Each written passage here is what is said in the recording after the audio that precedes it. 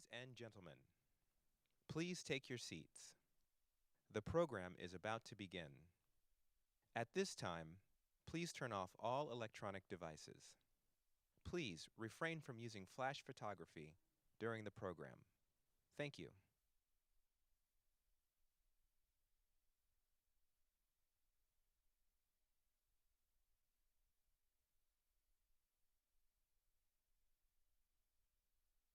Ladies and gentlemen, please welcome Dr. Wilfred McClay.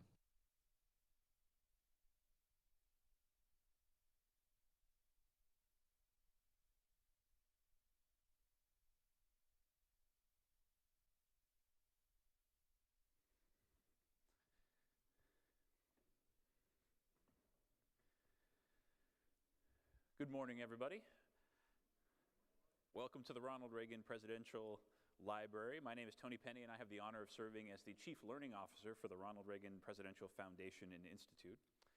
In honor of our brave men and women in uniform and the remarkable first responders who have done so much for our community recently, I invite you to please rise and join me in the Pledge of Allegiance.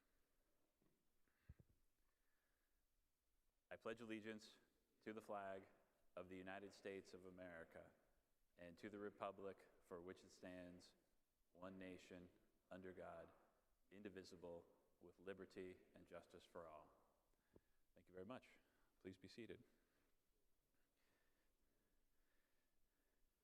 Before I get started, I do want to recognize and say hello to the Executive Director of the Reagan Library, Mr. Duke Blackwood. Thank you for joining us today, Duke. So I said my title here is I'm the Chief Learning Officer, and it's a title I'm very proud of. I've been at this organization for nearly a decade now. And when I was first promoted to the role of head of education, I actually asked for that title. I said I'd like to be the Chief Learning Officer because for me, the word learning really embodies the mission of what we do here in this place. The word education, to me, sometimes feels like it's the distribution of facts and knowledge. It really puts the focus of what's happening on the person who's doing the educating, whereas learning is a little bit different. When I've talked to my team about what it means to work in a learning capacity at an institution of history like this, I often use a metaphor. I say learning is lighting fires and planting seeds. It's a flash of inspiration and then sustained growth over time. So when I talk to my team or groups of teachers at a conference, I use these metaphors for learning over and over again. Lighting fires, planting seeds, inspiration and growth. But over the course of the past year, I've been thinking a lot, and for reasons that are entirely undue to my own thinking, I've been thinking a lot about fires. In California, we've become all too familiar with fire. In November of 2018, as we were talking about backstage just a few minutes ago, the Woolsey fire burned nearly 100,000 acres and made its way, as you well know, to the very edges of Pepperdine and the School of Public Policy. And just shy of a year later, the Easy Fire, driven by winds that gusted up to 70, 80 miles per hour, consumed the hillsides surrounding this very library. You probably saw on your drive up today.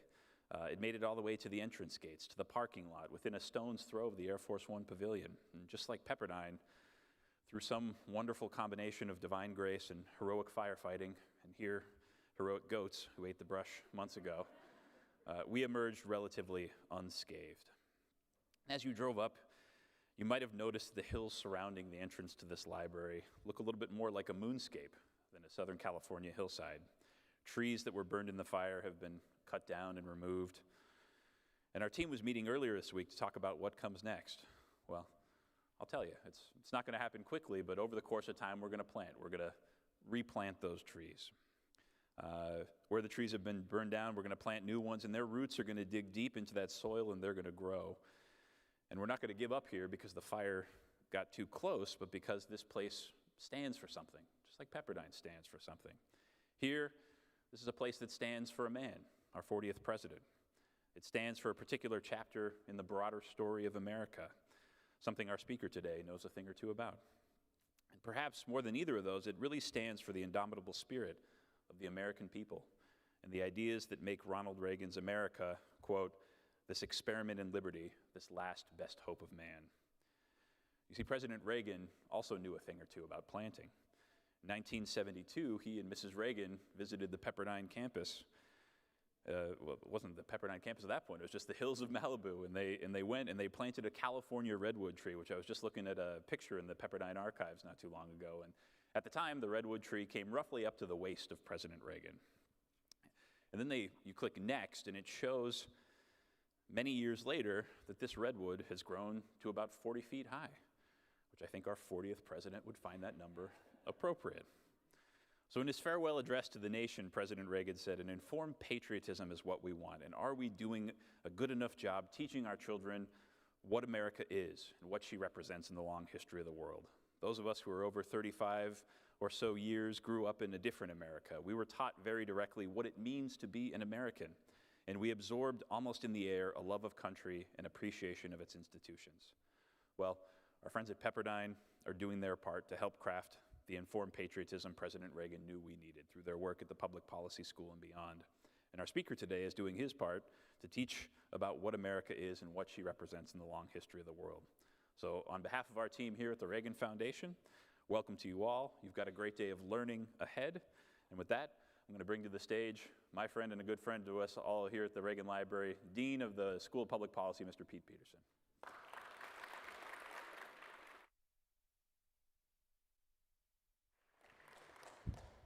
Well, it is so great to be here, and thank you, Tony, and thank you to all here at the Foundation.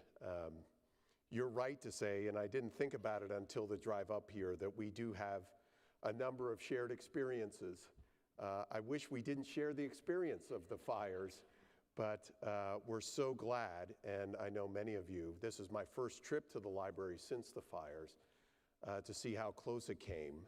But as we discussed earlier, the heroism displayed by our firefighters and the smart planning of those who built this place. Obviously, this is the house that Reagan built, but it was also built by smart people who understood that it may come under some threats, as we saw also at the university. Just so glad to see the resilience of the library and the museum and the foundation here. And again, great to be joining you here in this event. We are going to talk about American history today and what we teach in our schools and what we're not teaching in the schools. But we're doing more than that. Unlike any other academic pursuit, whether we're talking about the natural sciences or mathematics, history and how we teach it is a deeper enterprise of how we invite the next generation of American citizens into the greater American story. I thought about this recently as I was reading a blog piece that a friend of mine sent to me in the progressive news site salon.com. And when I read it, I understood that what we treat so seriously at the School of Public Policy, the moral sense, which is a coined term by the late, great social scientist James Q. Wilson, who was one of our founders at the Policy School. It was Wilson who understood that so much of the reasoning behind whether a public policy succeeds or fails is not just on the quantitative discussion around the analysis of public policy. It's also understanding that there's a public in public policy, that we're dealing with real human beings. And one of the elements of humanity that I know Wilson took so seriously, that President Reagan took so seriously, is our innate human desire to affiliate one with another and to affiliate with each other in both our communities and our nations. So this piece in Salon is titled, "Amid Growing Feelings of Isolation, Americans Flock to DNA Testing Services." Now, is there anybody here that's gone through one of these kind of genealogy sites that has a part that's DNA testing, whether it's 23andMe or one of any show of hands, who's done that?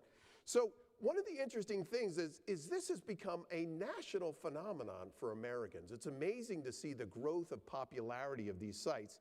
And in this particular story that is written about why we're seeing such a growing use of these DNA testing sites, the analysis here shows that part of it is our desire to know something about ourselves and where we came from. It's got something really to do with our own identities and where we connect in our families and genealogies.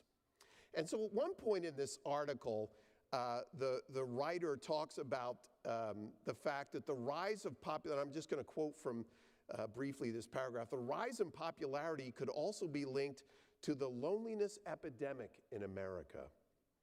In May, the health insurer Cigna and the market research firm Ipsos claimed that nearly half of Americans report that they sometimes or always feel alone.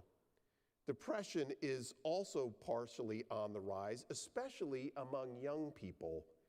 Depression and loneliness often coincide, and loneliness is the consequence of lacking strong social connection, which inherently is family, community, and nation.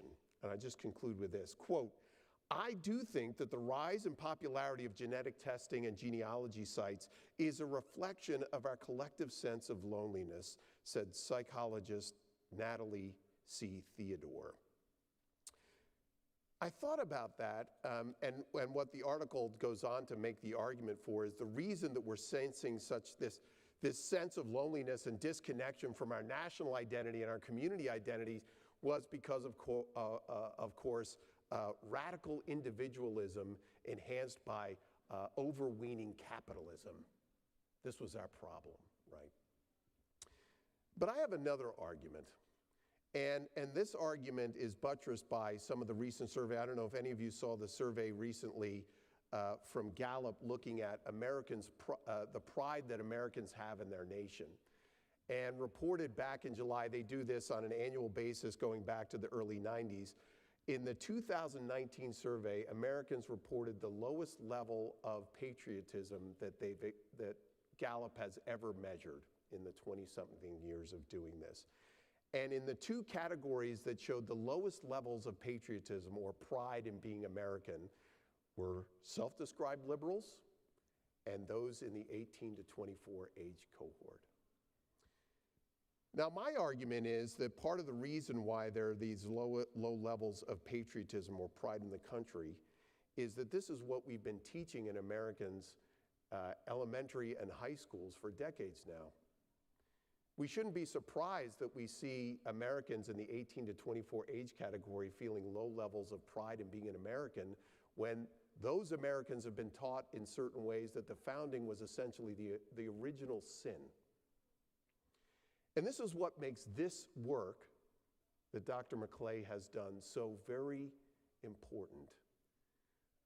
Dr. McClay is serving as our Reagan professor at the School of Public Policy, and what he's done in this book, Land of Hope, and what he's doing in our classrooms at the School of Public Policy at Pepperdine is teaching a history that is not free from the warts that we all know about, but doesn't focus on them, and that understands that an American history that invites us all into a common story is one way that we can address this pervasive sense of loneliness. We are part of something greater, and that something greater was not founded in an original sin. So when we think about American history and the work that Dr. McClay has done, it's important that we understand that American history isn't just about facts and figures. It's not just about dates and individuals. It's about a narrative story that differs one nation to another and invites those citizens within that particular nation into a broader affiliation.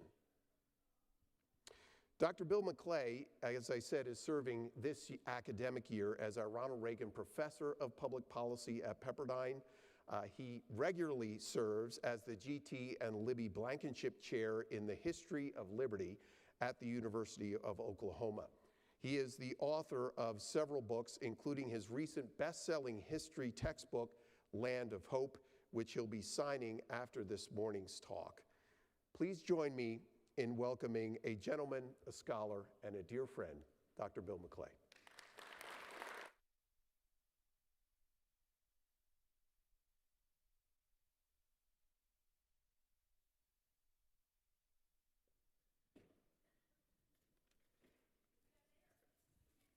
Thank you, Pete. Can everyone hear me okay? Good.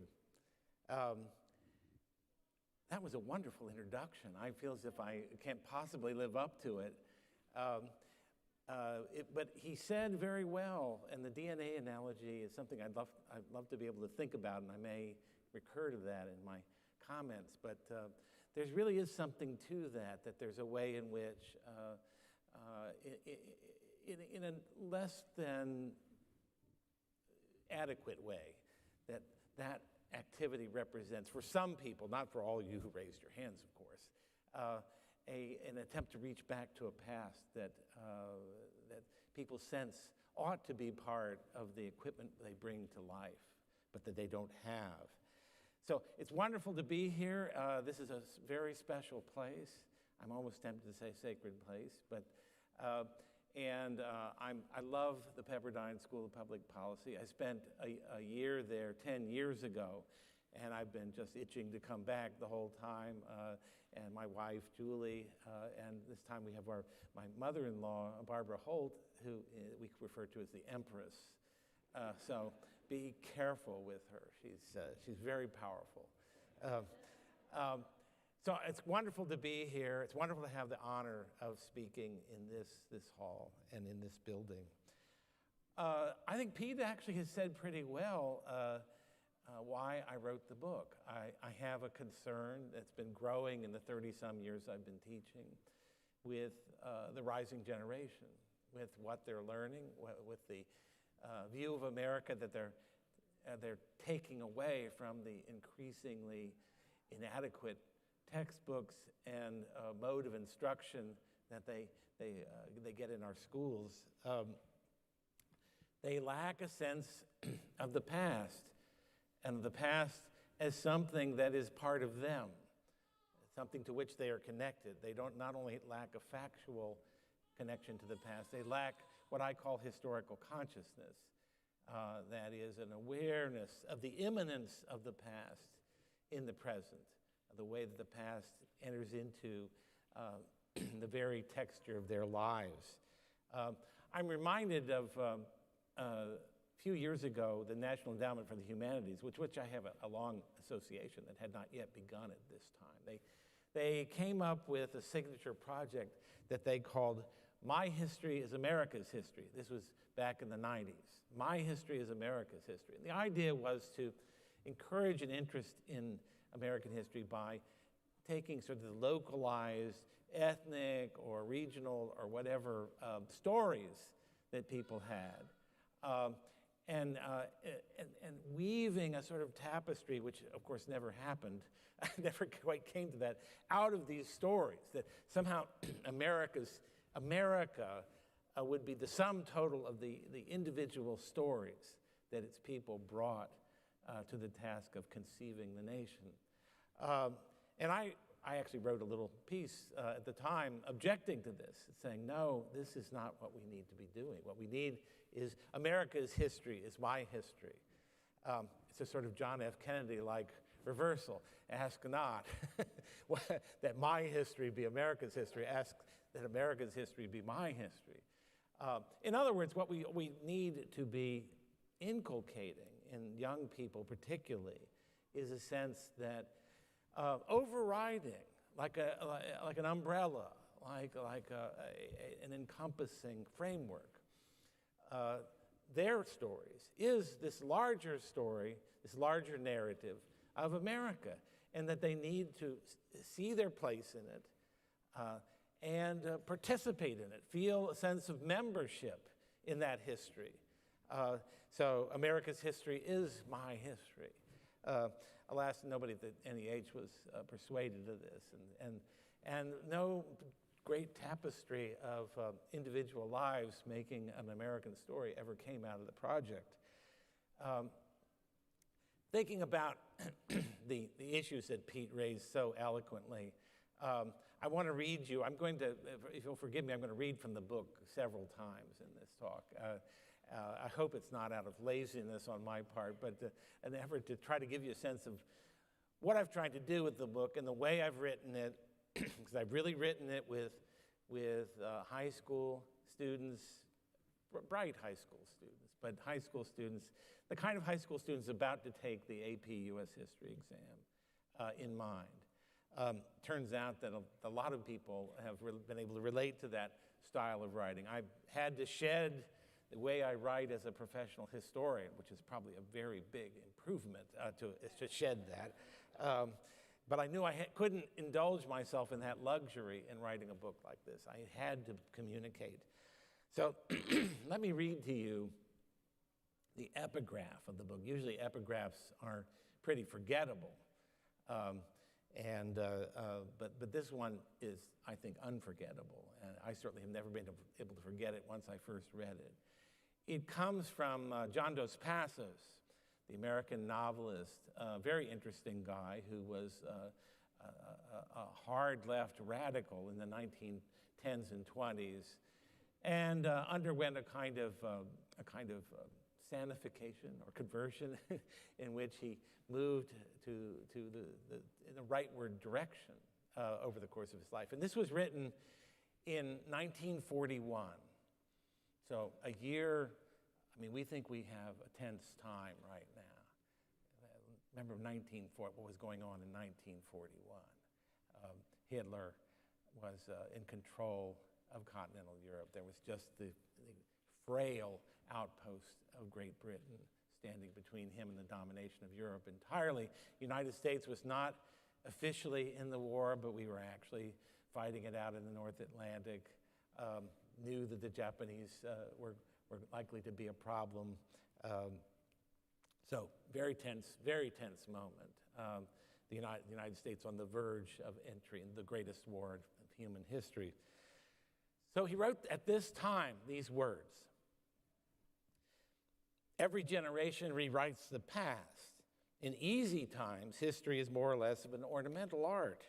But in times of danger, we're driven to the written record by a pressing need to find answers to the riddles of today.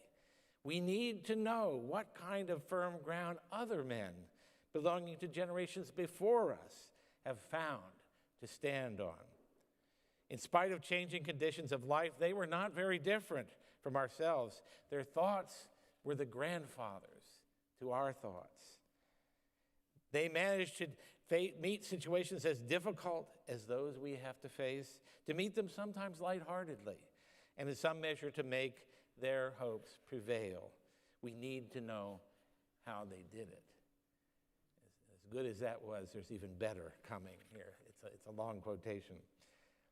"In times of change and danger, when there is quicksand of fear under men's reasoning, a sense of continuity with generations gone before can stretch like a lifeline across the scary present and get us past that idiot delusion of the exceptional now that blocks good thinking. That is why in times like ours, when old institutions are caving in and being replaced by new institutions, not necessarily in accord with most men's preconceived hopes, political thought has to look backwards as well as forwards." Again, 1941, he's writing the need to be able to reach back, to be comforted and edified by the ability to reach back and ask, what did others do? And I also call your attention to the somewhat crude but effective expression, the idiot delusion. Let me get it right here. the idiot delusion of the exceptional now, and he capitalizes now. We are so much involved in the idiot delusion of the exceptional now. We think that because we have these little devices in our pockets that allow us to communicate with anybody at any time, irrespective of whether we have anything to communicate, that somehow everything is different. And certainly young people have this sense that we live in an unprecedented age. There are no precedents. There's nothing we can look to in the past that can give us guidance. And worse yet, there's nothing in the past that we're really connected to anymore. We're disconnected. And that's why looking for DNA records for something that would connect us to the past, there's something poignant about it. There's also something kind of pathetic about it, because this is just a biological record. What really connects us to the past are the stories we share, the stories we have lived and that we are still living in and carrying on. Let me talk about what I call the two defaults. And what I mean by this is, this comes from the experience of the classroom. And any of you who've taught, I suspect you'll have an analogous experience. When I first started teaching about 30 years ago or so, and I always give essay exams. I feel they're the only reasonable way to test history. So, and there's always somebody in the class who doesn't have a clue. I don't know where their minds have been, but they don't have a clue. So you ask a very specific question. Why did Andrew Jackson object to the National Bank? Why did Lincoln formulate the Emancipation Proclamation the way he did? Let's stick with the second one. That's actually better for my purposes. So you get back an answer from this kind of student. It's usually a guy, the kind of guy that has his hat turned around on his head, and sits there daydreaming about football games. And he'll say, and he'll repeat the question. Lincoln was a tall man, with a beard sometimes. And he gave this speech, and it was a great speech because America is great. America's the greatest nation ever was, and so on. I call it a Stars and Stripes Forever rendition, and obviously the student is thinking, this is what I want to hear 30 years ago. Okay, now I give them the appropriate grade, and deplore their ignorance. But now it's a new default, and the new default, what the student assumes I want to hear is, Lincoln gave the Emancipation Proclamation, which really didn't mean anything. It didn't really free anybody, because America is sort of the worst thing ever. When America's a perfidious, a nation that claims to be free, but the freedoms are delusions, and we're exceptional only in the extent of our evil. How can I have an A? This is the new default. This is the new expectation that students have. I've exaggerated a little bit for effect, but they will assume that unvarnished praise for America, like the Stars and Stripes Forever rendition, is not what's wanted anymore. It's that we've been too arrogant. We need an apology tour for several generations. So again, this is their expectation. In both cases, the students are utterly ignorant. There's almost nothing to choose between them, except on balance, you'd rather have somebody love their country ignorantly than hate their country ignorantly. It's not much of a choice. We need a different approach to history. We need to moved past either of the two defaults, either reflexive, unthinking love or reflexive, unthinking disdain.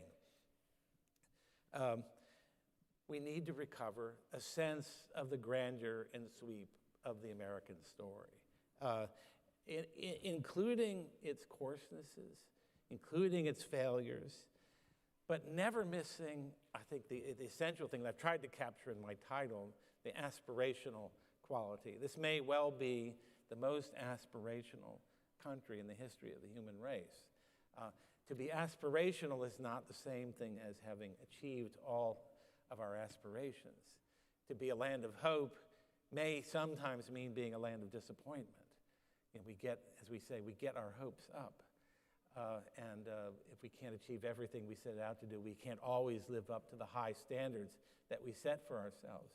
Of course, we're right to be critical, even ashamed. But as was said in the introduction, to dwell on it, to make it the sum total of the American experience, is to make a great, really a category error, a great error.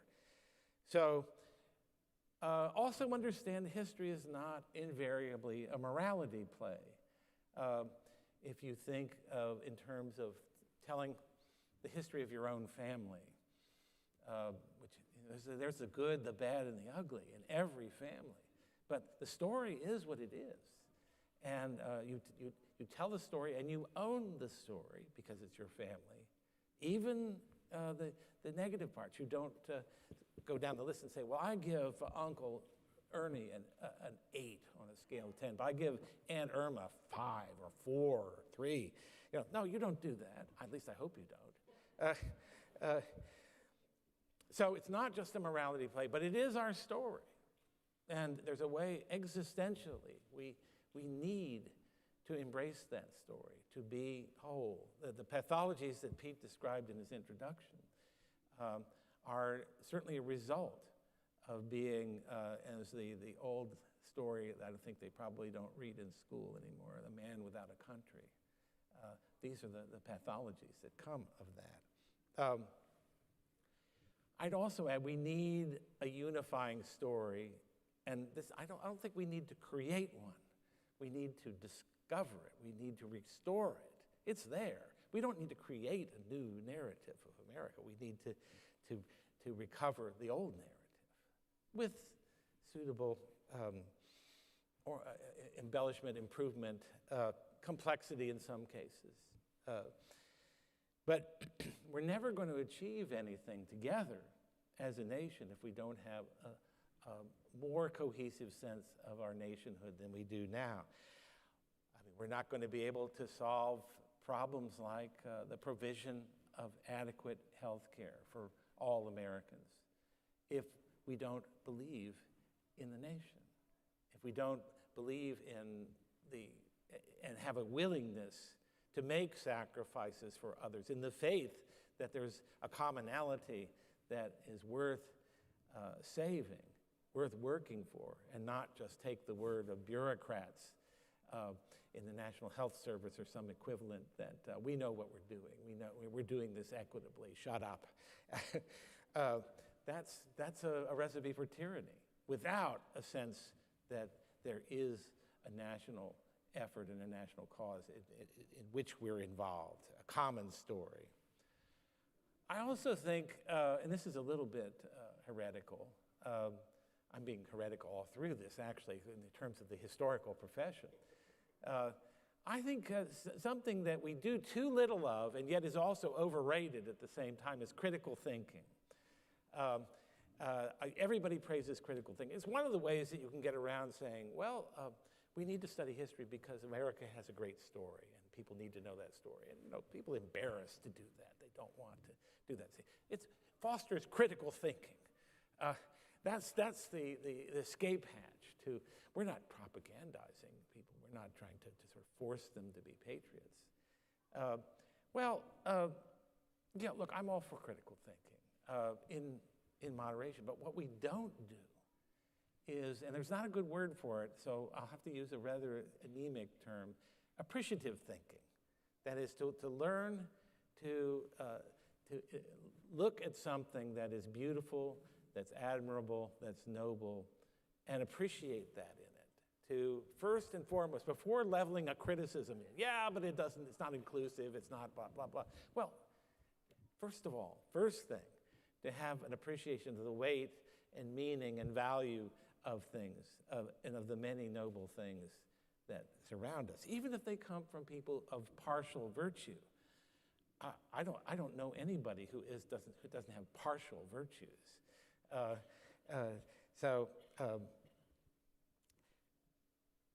The going with what I just said is an appreciation for the difficulty of statesmanship.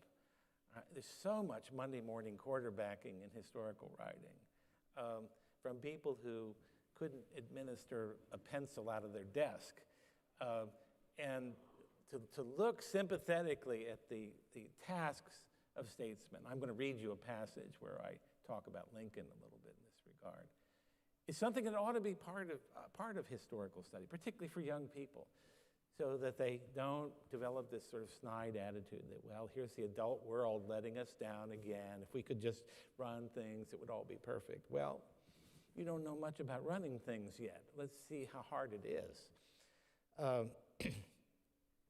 And finally, I think we need to think of historical study, and this is sort of implicit in everything I've been saying, as part of the process of making citizens. That to be a citizen is in part to know how our institutions work, how our laws work, what your rights are, maybe even what your responsibilities are. But it's also this question of membership, that to be a citizen is not just to have certain instruments at your disposal. It is to be part of something. It is to be a member of something. And to find part of your identity in that. America's story is my story. You appropriate that. And it's yours as much as it is anyone's. We professional historians have made lots of great discoveries, and I don't want to minimize the efforts that we've made, for example, to reach into the aspects of the past, people who don't have a documentary record, the people who've been marginalized in history, and give them a voice. It's amazing how much we know now, for example, about the inner life of slavery, of North American slavery. But what students are left with, and I don't think anybody in the profession really gives much thought to this because it's not on their agenda, is the fragmented, ideologically freighted, distorted picture that emerges from all of this kind of work in the absence of the basic and fundamental framework of the great American story. So I've tried to remedy that somewhat with this book, which doesn't cover everything. It doesn't try to. One of the reasons I called it an invitation is exactly what Pete said, that I want to invite people in, but I also don't want to make claims of being definitive. It is an invitation. The invitation is not the dinner party or whatever the occasion is. It is simply a beckoning in, and I would hope that people read this and want to read more and want to know more.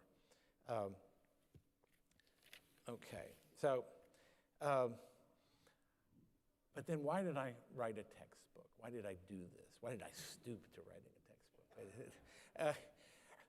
Well, it's about 20 years ago, I wrote a little book called The Student's Guide to U.S. History for ISI Books, and it was very successful.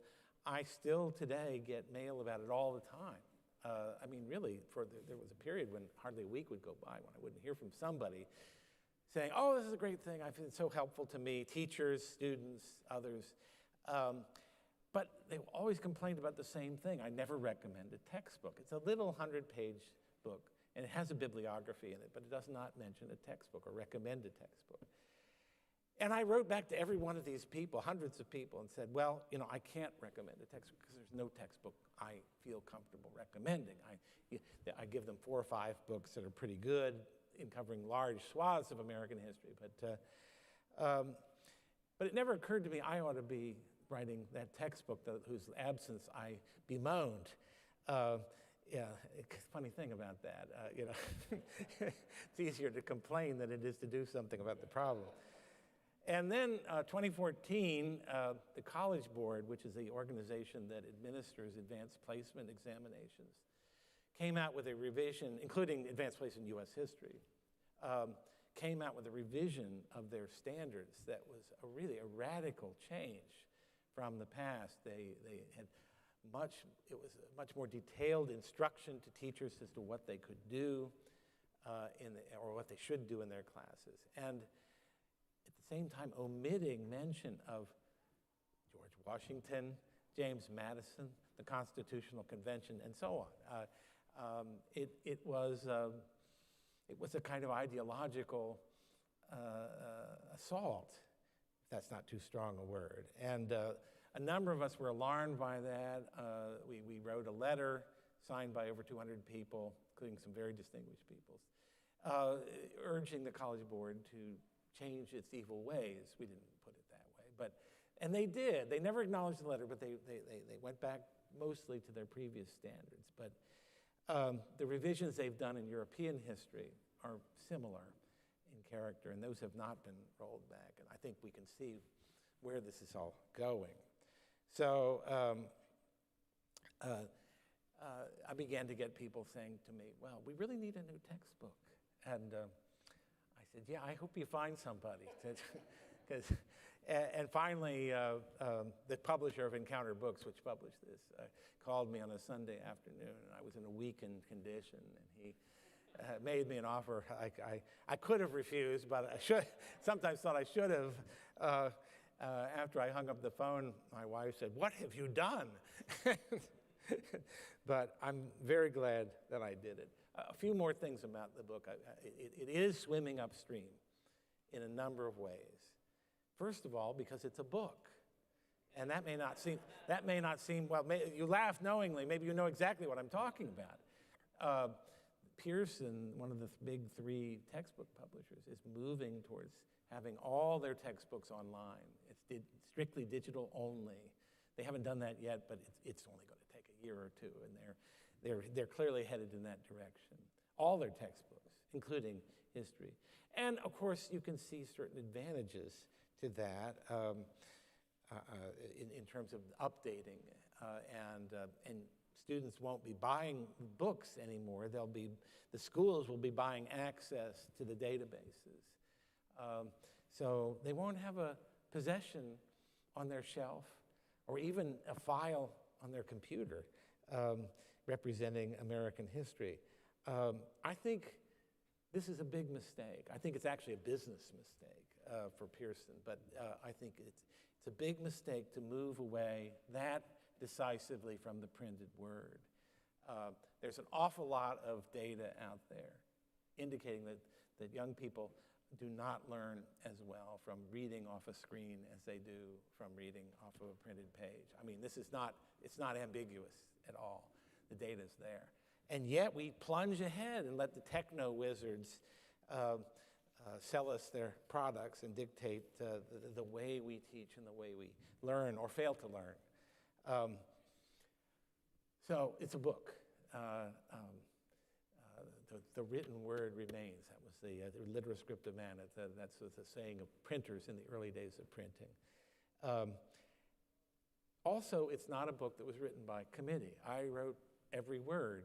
I did have a couple of people, including my tireless, indefatigable, and brilliant wife, read every chapter. But I wrote it myself, just up in my attic. I did not have a band of research assistants helping me. I had a publisher, let me just say this thanks to him, who did not insist on taking the manuscript and running it by every constituency group, every textbook committee in big states like Texas or California. It was simply me, my voice, my view, me up in my attic, just beavering away at my computer at night, so it reflects. It has an authorial voice. You'll see it. For better or worse, it's my voice. It's not dumbed down. It's written to be read. You will not see. You open a page, and what you'll see is type. You will not see illustrations except on a few pages where there are maps. You will not see sidebars. You will not see pull quotations. You will not see jazzy graphics or cartoons or anything that's designed to hold the attention of young people. In that regard, I have a funny story.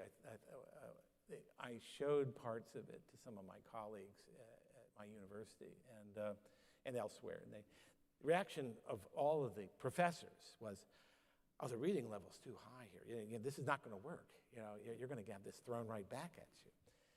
And fortunately, over the years, I've had some wonderful students who went into secondary teaching, and I shared it with them, and they said, "Oh, my students love this. Can I use your chapter on Reconstruction now?"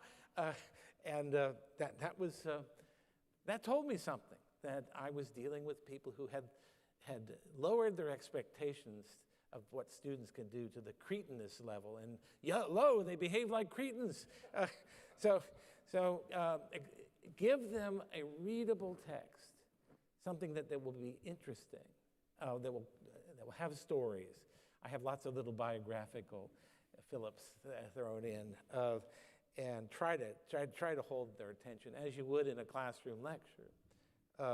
We'll see, but I think so far the indications are good, and we shouldn't underestimate our young people.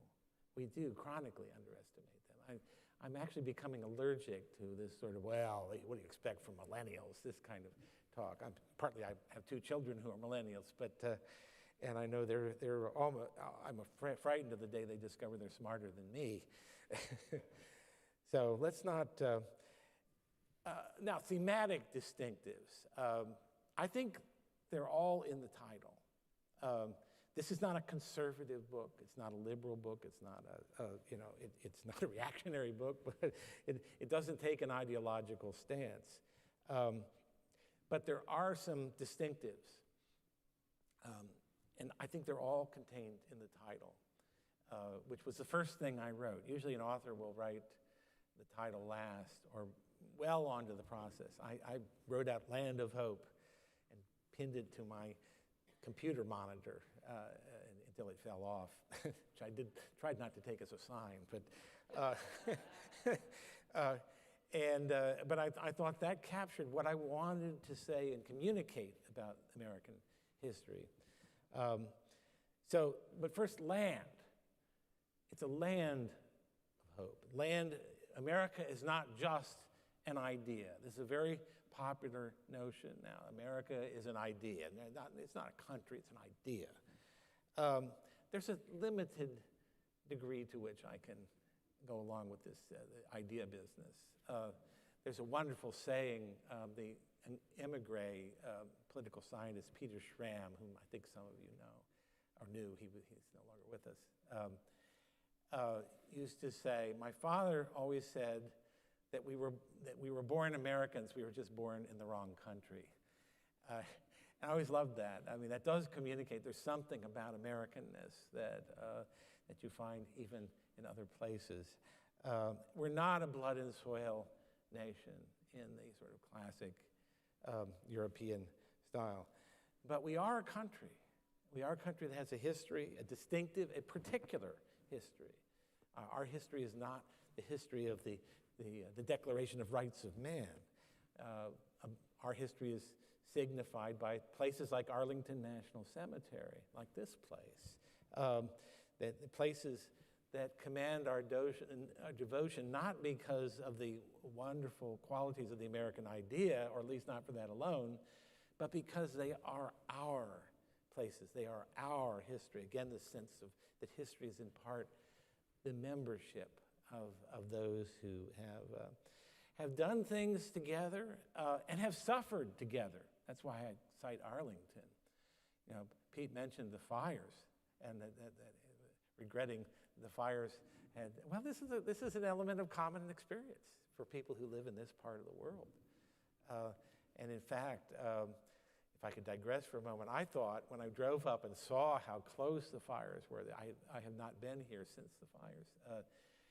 I remembered Reagan's line, which I won't get exactly right, but which to the effect that we're always just a generation away from the loss of our freedom, which is maybe shows how my mind works, but it's all Reagan, Reagan, Reagan. But the fragility of freedom, the fragility of our institutions, of our way of life, which we take often, maybe not so much now, but take for granted.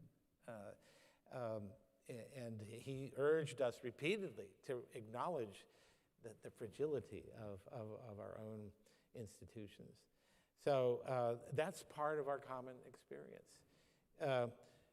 We are a nation that stands for certain universal ideas, but we do it in a particular way, in a particular history that we also revere. In other words, it's both things. I don't think you have to choose. I think part of what the history of America is the history of the carrying of that idea.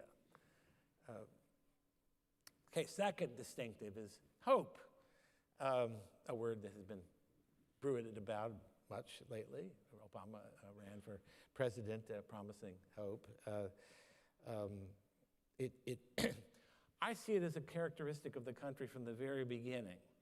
And I mean by the very beginning, even going back to the settlement of the Western Hemisphere. I start the book talking about that. And it's a little bit fanciful, but the notion of the Western Hemisphere, to the best of our knowledge, was uninhabited until people started coming here. They started coming across the Bering Strait. They started coming from Scandinavia, the Norse explorers, and of course after Columbus and the Spanish and the French and the Portuguese and the English all began coming.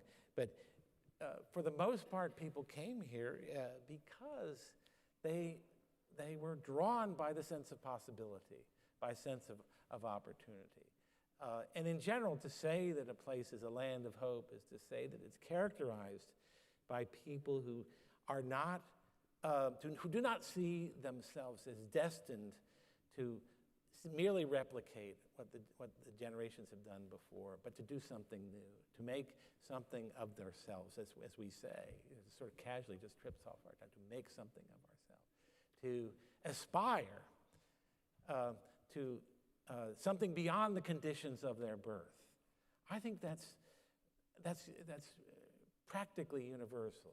Even the great exception, the African American experience, I think is not really an exception, because if you look at some of the slave songs, slave spirituals, they're all filled with this sort of Exodus theme, with themes of hope, coming out of the biblical story of the Israelites' passage out of Egypt and into the Promised Land, which they use as a template to understand their experience.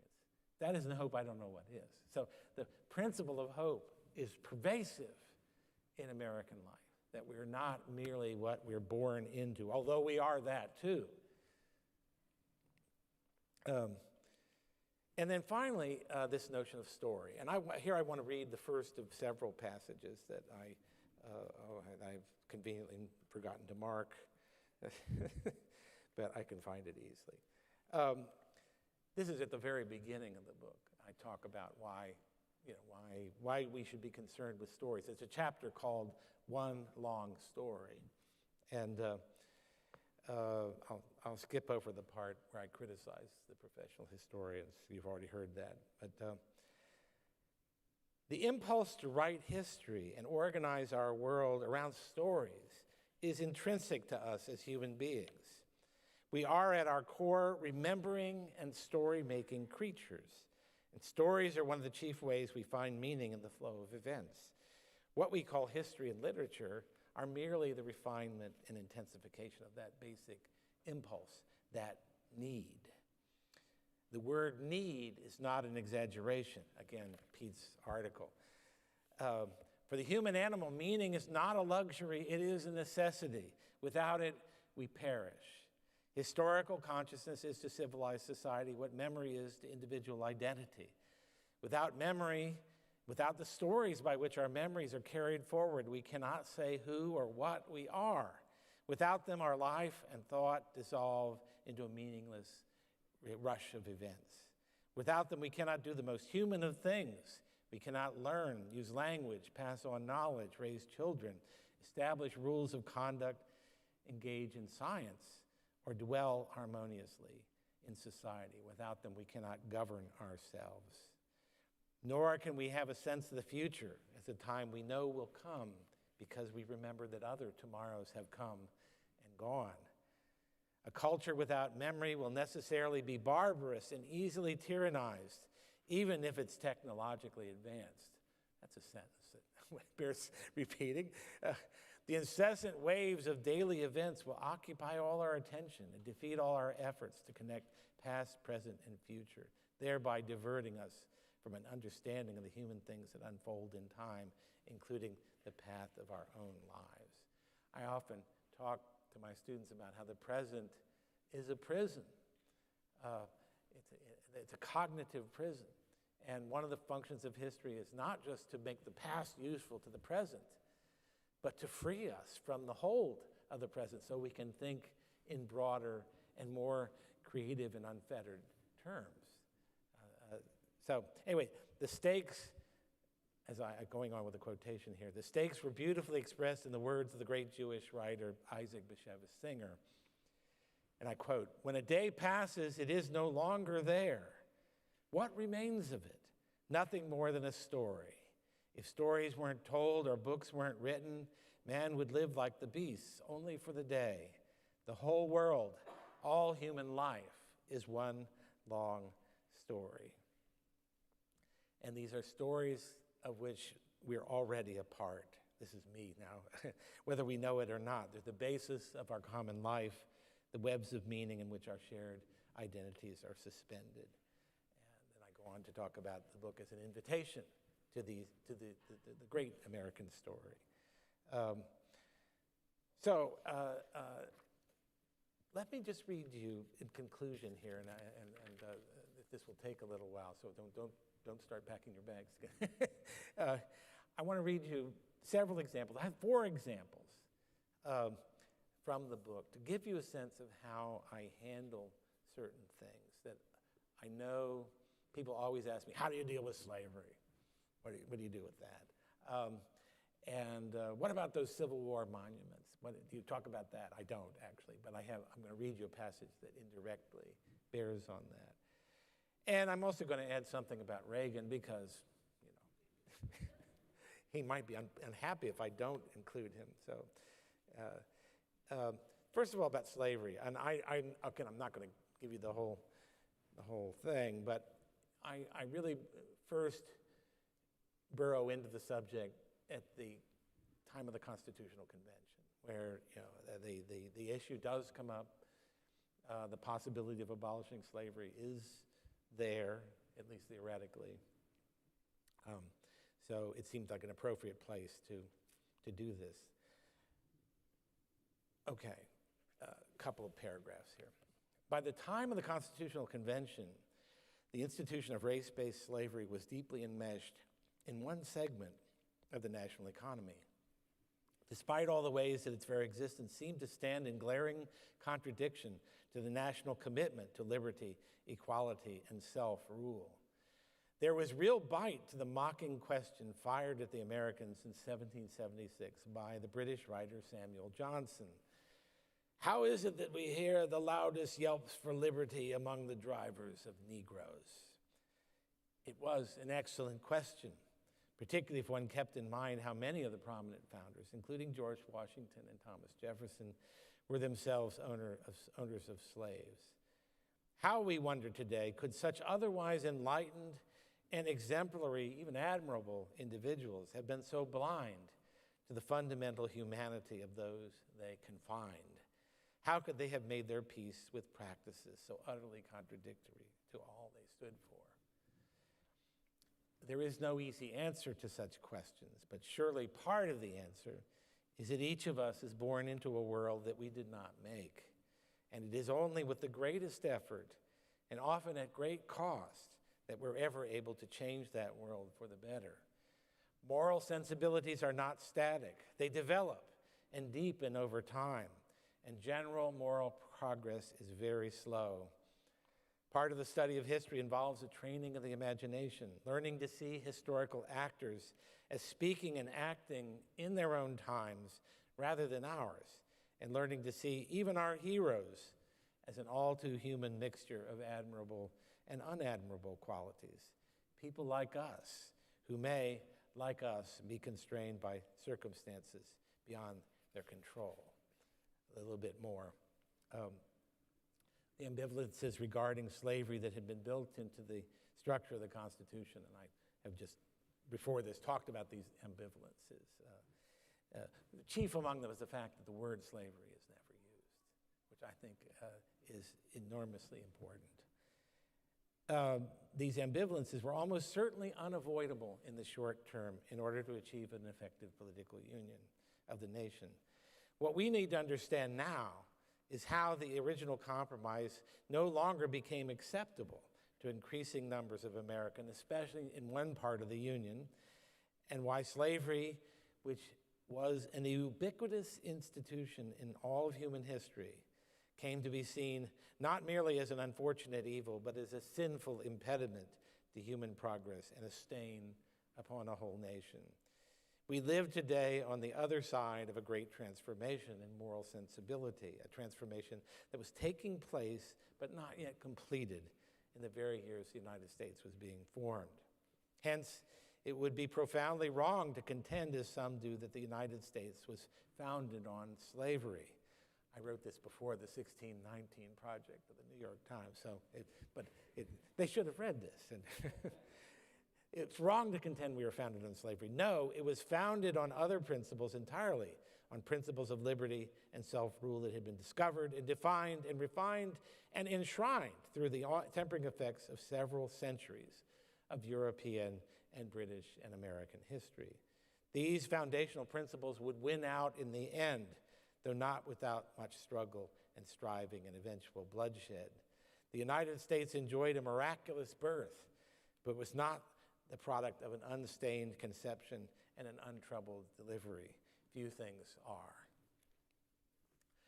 So, that's a kind of sense of how I deal with this complex issue. Really, I'm trying all the way to instill in the reader a sense of historical consciousness, of an awareness of the past's difference, as well as its immanence in the present. Here's a shorter passage dealing with Lincoln. And we tend to forget that Lincoln had to run for president in 1864, right in the middle of the Civil War.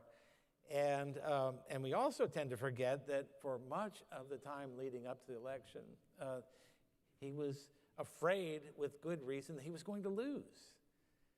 And imagine the burden of that apprehension, of that anxiety on him, that all of this slaughter, all of this bloodshed would be for nothing, because if the other side won, the war would have been concluded in a way favorable to the South, and that would be that, or certainly there was a strong likelihood of that.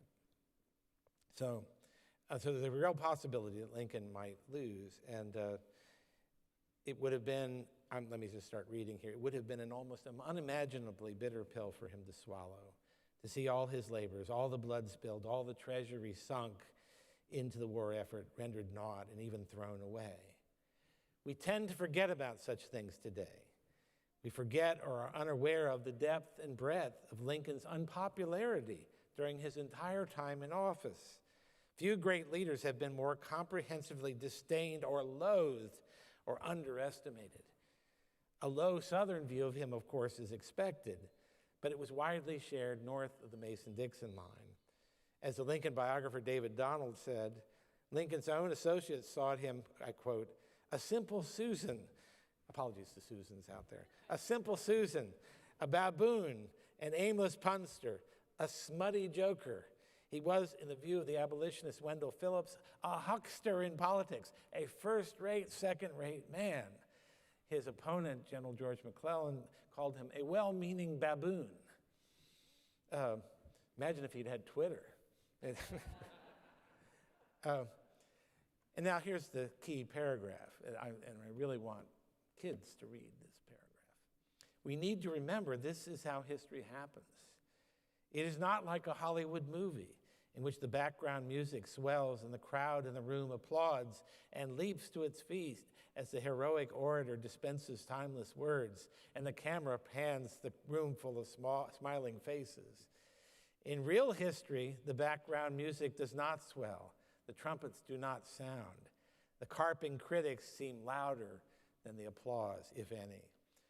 The leader or the soldier has to wonder whether he is acting in vain, whether the criticisms of others are in fact warranted, whether time will judge him harshly, whether his sacrifice will count for anything.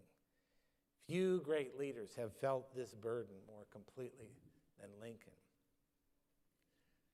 This goes to the question of statesmanship, of what is the experience of statesmanship like when you often have to do what you believe is necessary against all odds, against all opposition, not really able to explain yourself, with all this anxiety that you inevitably feel that maybe I'm wrong, maybe this is the wrong thing. Okay, this is a little longer, but I think it's important to read. This is about the end of the Civil War. And I mean this in part and it certainly was in my mind, is the kind of convulsion that we have, which seems to have passed for the time being, over tearing down Civil War monuments, and similar traces of this out, expunging the names of slaveholding founders, like the George Washington mural in San Francisco or Berkeley or somewhere in the Bay Area. There was an issue a while ago. But it also has to do with our conflicts, our current, the ferocity of our fragmented and polarized political culture. So this is about the end of the Civil War, and of course, Lee and Grant met in a brick house in the little town Appomattox Courthouse. They didn't meet in a courthouse. The town was called Courthouse. And here's my description of it. It was a poignant scene, dignified and restrained and sad, as when a terrible storm has raged and blown and finally exhausted itself, leaving behind a strange and reverent calm, purged of all passion.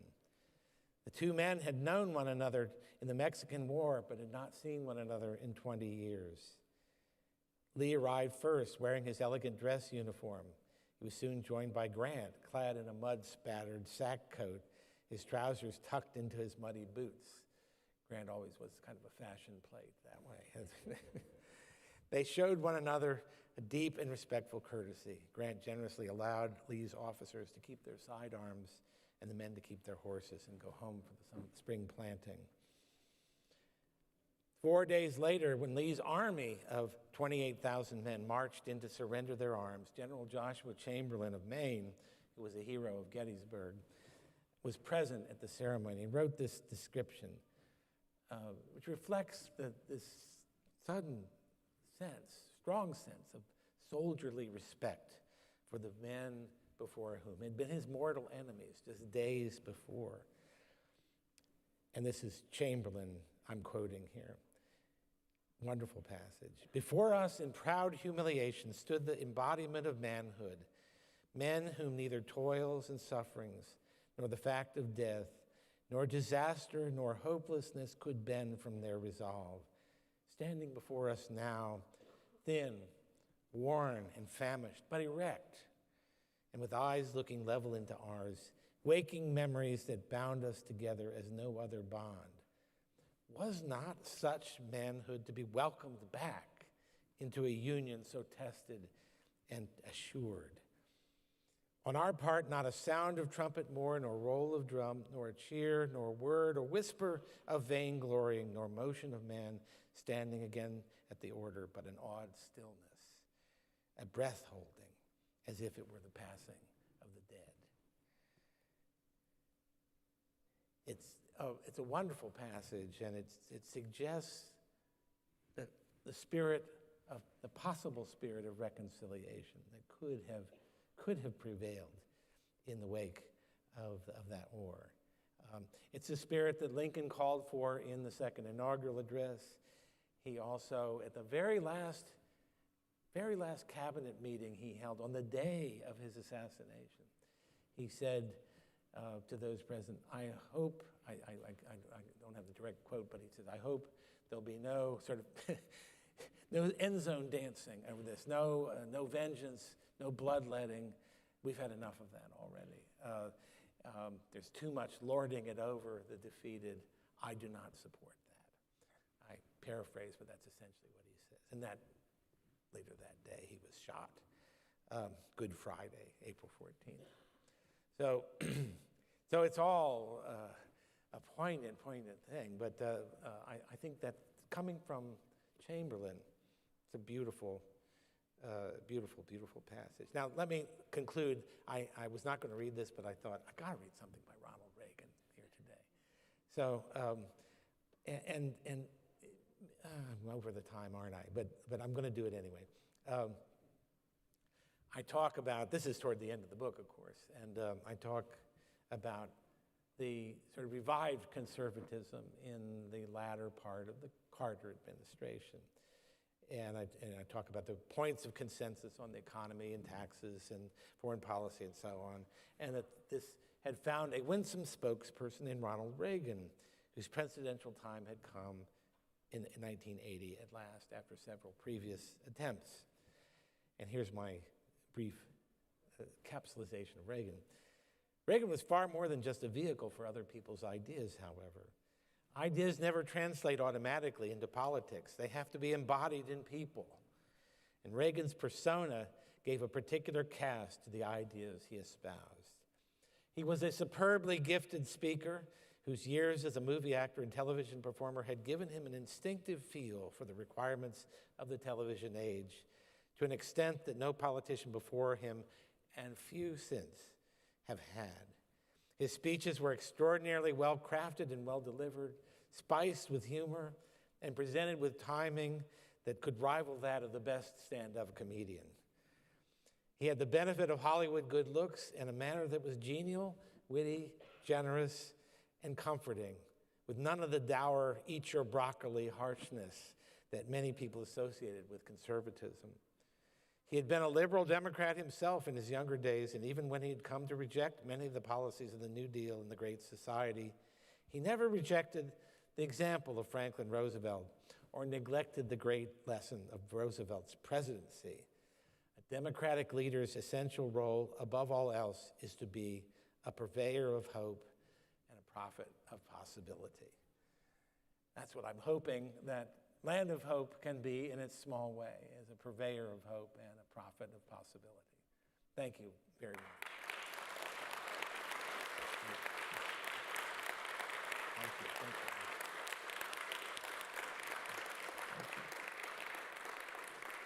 And do we have time for questions? I know I went way over. Or if you want me to read another Reagan quote, I did have the wonderful speech he gave at Normandy on the 40th anniversary of D-Day. I have that actually excerpt in the book. That you don't mind if I read it? No, it's here, great. I'll sit back down. It's really, and I'm doing this partly because I can't find it. I'm partly doing this because my wife wanted me to.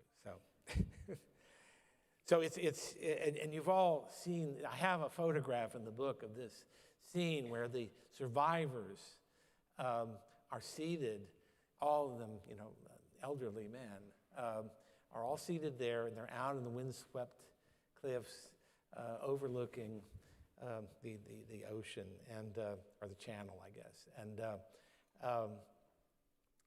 And he's speaking, looking exceptionally debonair, I must say, in this picture.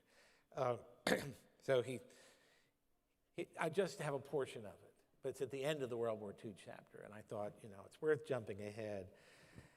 40 summers have passed since the battle you fought here. And he's addressing the men right there. You were young the day you took these cliffs. Some of you were hardly more than boys, with the deepest joys of life before you. Yet you risked everything here. Why? Why did you do it?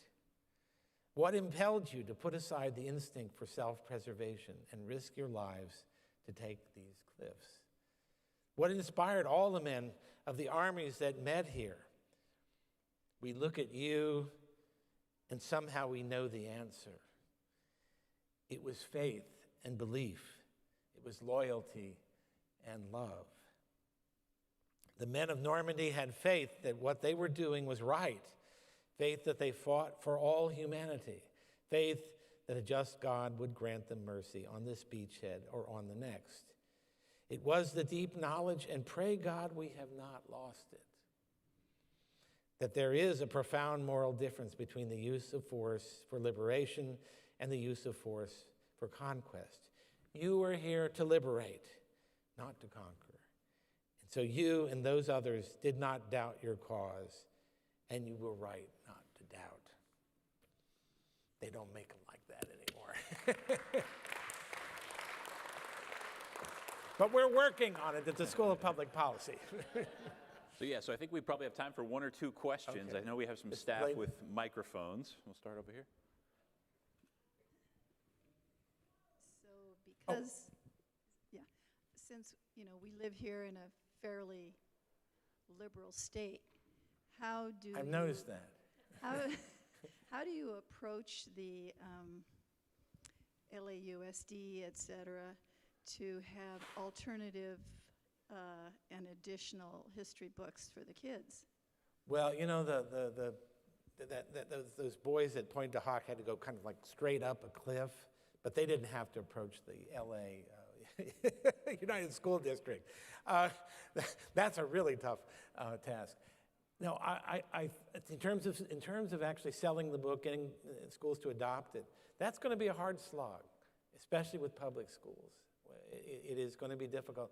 We have charter schools, which are public schools, that are interested in the book. Several charter school chains, I guess we can call them chains, networks, maybe a better word, have adopted it or are going to adopt it. One of the things we need to do is write a teacher's guide, which I'm in the middle of doing. Teachers really want that, and we didn't do that in the initial rollout of the book. But it's going to take time. It's going to, and some school districts that are less interested in teaching the basics of American history to their students and more interested in the ethnic studies curriculum here in California, for example, which seems to me the ultimate expression of the my history might be America's history, rather than America's history is my history. That's going to take a sea change of attitudes. It's not going to. I don't have any hope of cracking the LA Independent School District in a decade or more. But it could happen. And other books similar to mine but better, which I hope people are out there thinking, I can do better than this. Good, do it. That will begin to, but we have to go at first to the places that want it. Independent schools, homeschoolers, religious schools, charter schools. There's a plethora of possibilities, enough to keep us busy for a while. But yeah, I don't know. Look, I wasn't going to mention his name, but there's this historian named Howard Zinn. He's actually not a historian, but he's also dead, so I should say was. But his book, A People's History of the United States, has sold over 2 million copies, and it is used. It's used in the Malibu High School. It's used, and it really does present American history in the most negative light imaginable. I mean, the only way he could have made it worse is to have Satan himself be elected president at some point. But it's a very unreliable book, but you know what it has? It has a story. It tells a story. It's a caricature. It's a comic book version of American history, but it is a story. You know, when people are hungry, they'll eat junk food rather than starve. And I think there's a hunger out there for a sense of the American story, even if it ends up being a negative one. But what I sense from the reception of my book, which is far beyond what I expected, honestly, I'm still pinching myself, this can't be real, is there a lot of people who are hungry for an account of American history that is affirmative, but does not neglect the warts and faults that we all know are part of our history. I couldn't write a history that any of you would find convincing if I said, oh, slavery, that was a little blip, you know. No, you've got to deal with it. But the question is perspective. How do you deal with it? And I've had a lot of really great reviews of my book, but there was one in a Canadian magazine of all things that said, you know, this is the first thing I've read in American history that has some perspective to it. He uses the word perspective, and that's really what I think I have. It's not a conservative book per se. Some people will label it that, but it's not an ideological book. But it is a book that I think brings a certain perspective to the subject, and I hope you all will read it and let me know what you think, especially if you like it. We have one other quick question over here. The microphone is coming towards you, sir, over there. Is this microphone on? Doesn't seem like it. Is it? It's on. Yeah, it's on. Okay. Just a rhetorical point about your presentation, since I'm sure you'll probably make this presentation again, at least internally. The whole latter part of your presentation made a point about this time is different. I was struck in ways that I'm trying to just sort of point out to you. When you read the John Dos Passos quote, which is excellent, but then follow it by saying, and we think we're in hard times now. Think of 1941. I even think compared to 1941 or 1864, we're in hard times now. So, okay, well, I mean, there's no way that you can do a sort of experimental test to prove whether you're right or wrong in asserting that. I mean, that's the nature of history. We all wear lab coats, yeah, I mean, we definitely live in a disturbing time, and we'd have to have a longer conversation as to why I think it may not be as bad as we think it is. But, yeah. Excellent. Well, with that, yeah, thank you so much. Thanks to all of you. Thank you very much. Now, yeah, on behalf of all of us here at the Foundation, thank you so much, Dr. McClay. We mentioned that it might be a long slog to get it into public school districts, but what you can do today is you can get a copy and put it in the hands of whoever you want. Yes. Because upstairs right now, Dr. McClay is going to be signing copies of his book in the bookstore. So for everyone who wants a copy, our museum store is open, and I think we're going to walk you up there in just a few minutes. Thank you. So one last thank you very much, and thank you everyone for being here today. Thank you all so much.